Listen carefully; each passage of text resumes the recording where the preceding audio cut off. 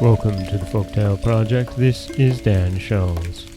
Today we have our final story from the Chinese fairy book, and this story is, well, it's an interesting one. It's a story of a king, and his quest for immortality, and how it ends. This is the King of Huai Nan.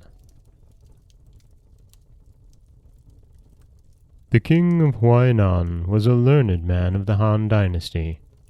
Since he was of the royal blood, the emperor had given him a kingdom in fee. He cultivated the society of scholars, could interpret signs, and foretell the future. Together with his scholars he had compiled the book which bears his name.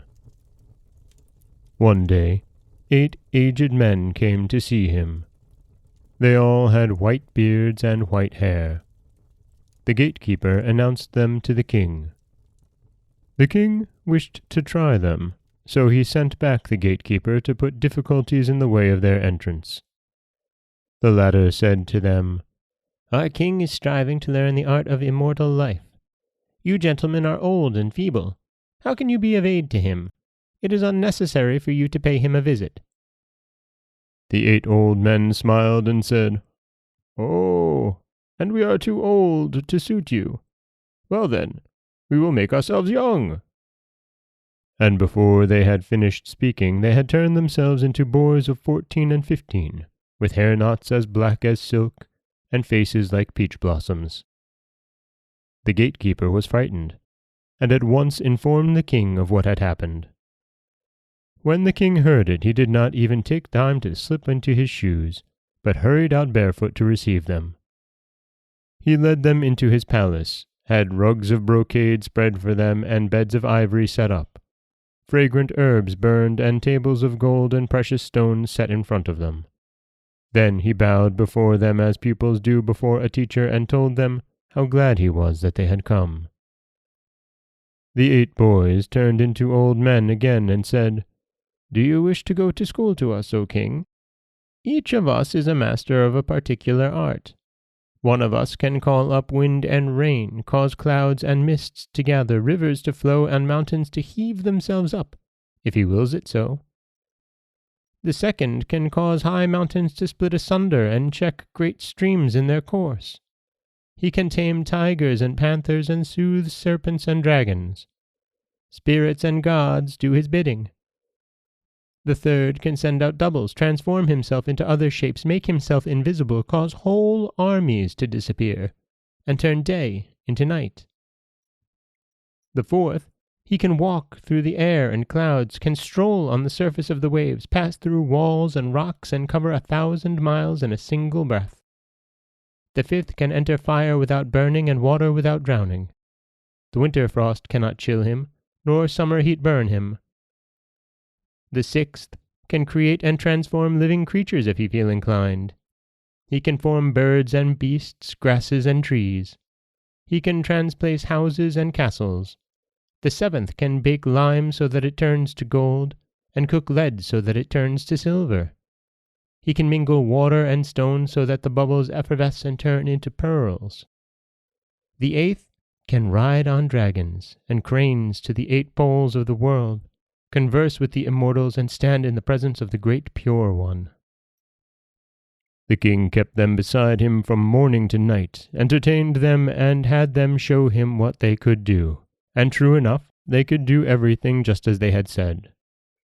And now the king began to distill the elixir of life with their aid. He had finished, but not yet imbibed it, when a misfortune overtook his family. His son had been playing with a courtier, and the latter had heedlessly wounded him. Fearing that the prince might punish him, he joined other discontented persons and excited a revolt, and the emperor, when he heard of it, sent one of his captains to judge between the king and the rebels. The 8 aged men spoke. "It is now time to go. This misfortune has been sent you from heaven, O king. Had it not befallen you, you would not have been able to resolve to leave the splendors and glories of this world. They led him to a mountain. There they offered sacrifices to heaven and buried gold in the earth. Then they ascended into the skies in bright daylight. The footprints of the 8 aged men and of the king were imprinted in the rock of the mountain, and may be seen there to this day. Before they had left the castle, however, they had set what was left of the elixir of life out in the courtyard. Hens and hounds picked and licked it up, and all flew into the sky. In Huai Nan, to this very day, the crowing of cocks and the barking of hounds may be heard up in the skies, and it is said that these are the creatures who followed the king at the time. One of the king's servants, however, followed him to an island in the sea, whence he sent him back. He told that the king himself had not yet ascended to the skies, but had only become immortal, and was wandering about the world. When the emperor heard of the matter, he regretted greatly that he had sent soldiers into the king's land and thus driven him out. He called in magicians to help aid him, in hope of meeting the 8 old men himself. Yet for all he spent great sums, he was not successful. The magicians only cheated him. And that is the Chinese folktale of the King of Huai Nan. And we get a story of the king, Liu An. And he was a member of the Han Dynasty, and he dabbled in magic. So the creation of this tale around him makes absolute sense. This is Dan Scholes for the Folktale Project. Don't forget that you can subscribe to the podcast on Apple Podcasts, Stitcher, Google Play, Overcast, anywhere you like to get your podcasts. You can follow us on Twitter at Folktale Project. You can find us on Auto Radio, TuneIn Radio, iHeartRadio, Spotify, anywhere you like to listen. And you can always head over to folktaleproject.com, where you'll find a new story waiting for you every Monday, Wednesday, and Friday.